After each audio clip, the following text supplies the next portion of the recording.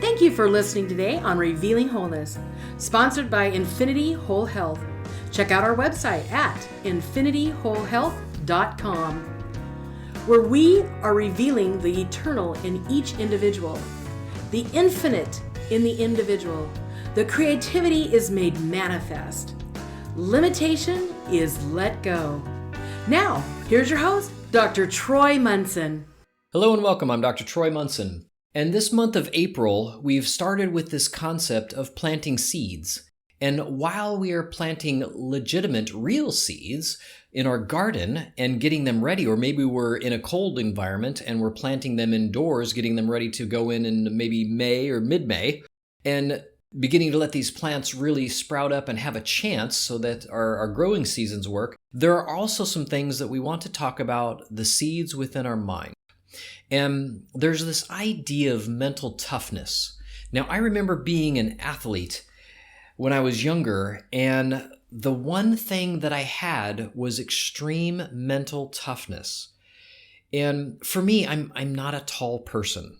I am 5'7" on my best day. And when I played volleyball in Washington State, where I live, they had the highest volleyball level that you would find a tournament at would be what they call AA. Now, if we go to a AAA, we're now watching the Olympics. Those are intercollegiate players, and they are amazing. And so to give you a perspective, at my level at AA, we're probably nearly as good as they are. They just all happen to be a foot taller than we are. And that means their arm reach is another 8 inches longer than ours.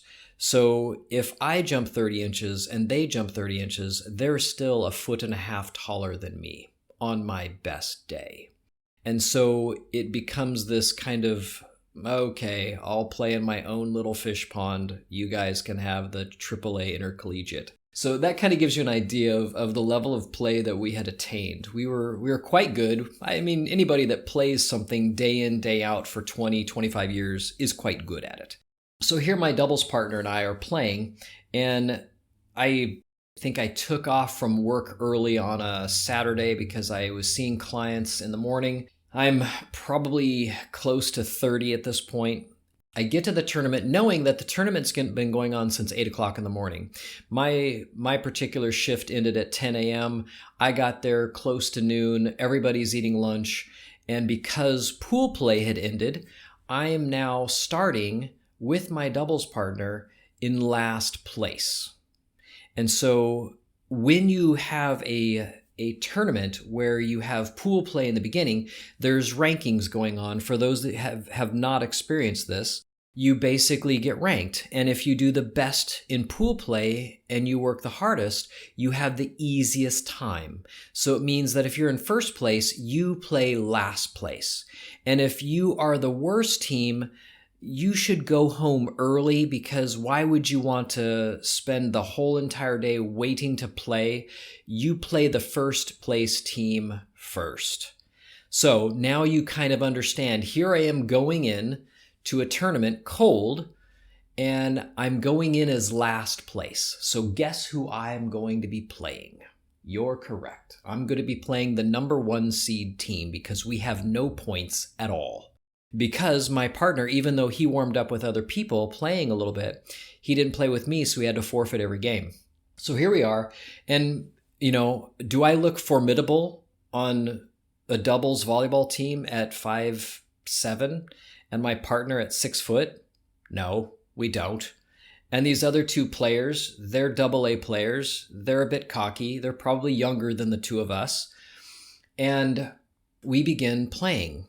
And immediately I block one of them, and we're digging them and we're playing well, but my partner is having some trouble. And so between each point, I literally have to look him in the eyes and say, you can do this. Just do your job. Stop thinking and just play your game. You can do this.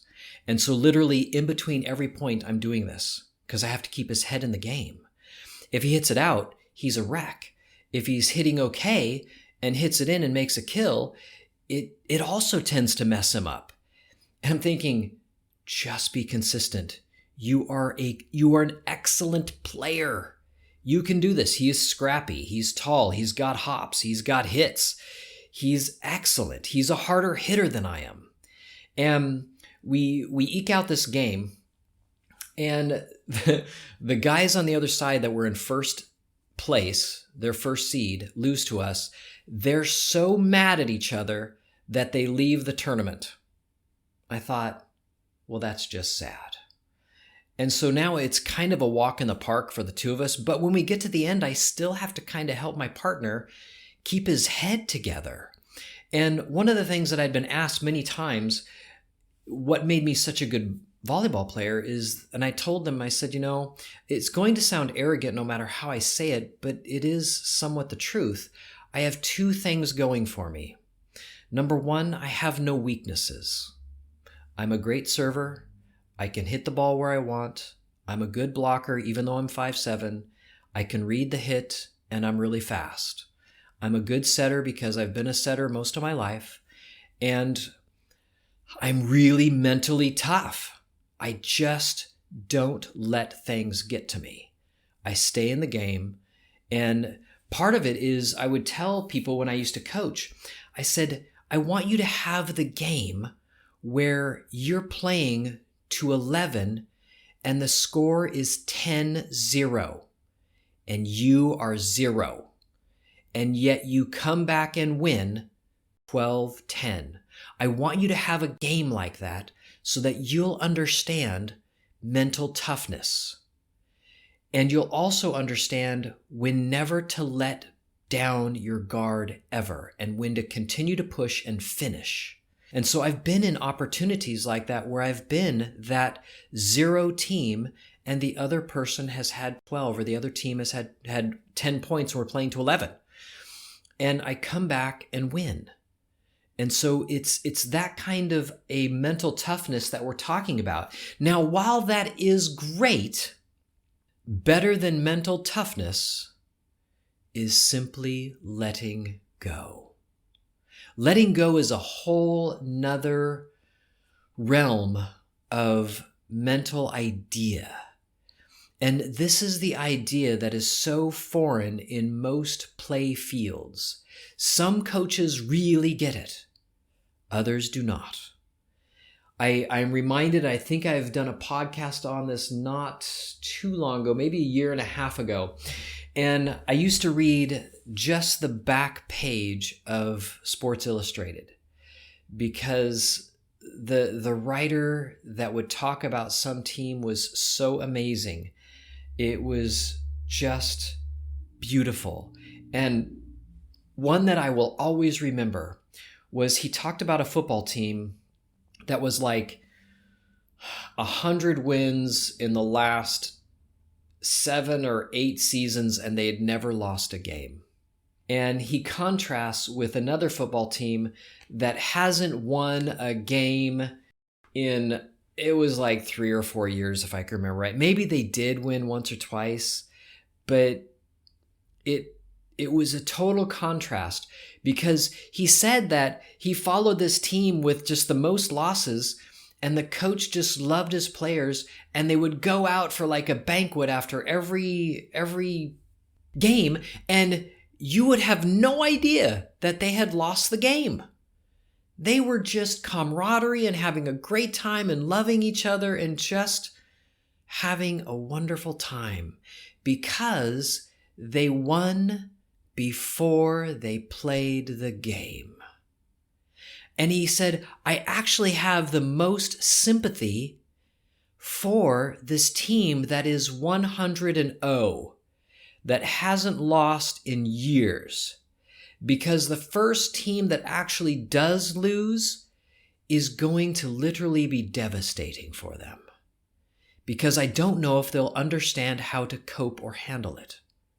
And I thought, wow, that's amazing insight. I would have never thought that. And so here you have a coach that gets it, that says, you know what?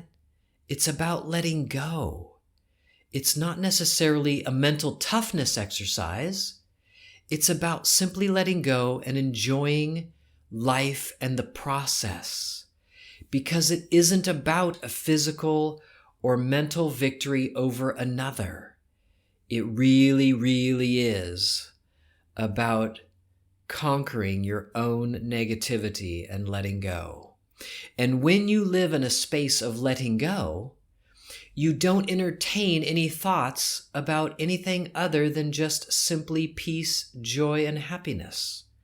You're in the sport, if you happen to be, for the pure joy of making a play, to return a ping pong ball, or pass a volleyball, or catch a football, or make a good block, or run as if the wind was at your back, or hit a tennis ball down the line beautifully, or slide and make a cutting motion with your tennis racket and a nice backspin that just barely goes over the net, and you win the point, or just looks beautiful, or a lob that you hit great. Doesn't matter if the other person returns it.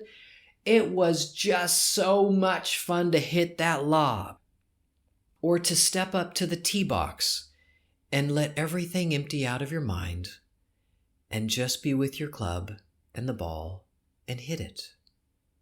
Or to make a perfect stitch in crocheting. Or you step back and you've got the most beautiful, perfect pattern in a quilt. It could literally be anything. You chose the most beautiful strawberries to make that strawberry shortcake. It is exquisite. You hunted everywhere for raw milk and raw heavy cream and made the most delicious ice cream that you could possibly imagine.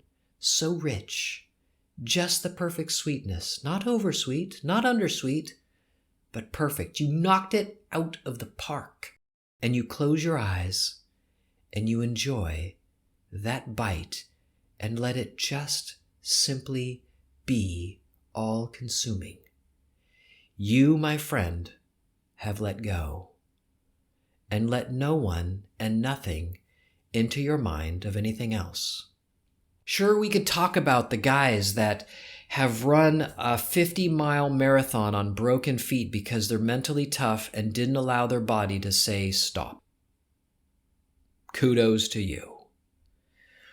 But letting go in that effortlessness and having that joy of running, and the pain is meaningless because it isn't pain if your mind is at rest.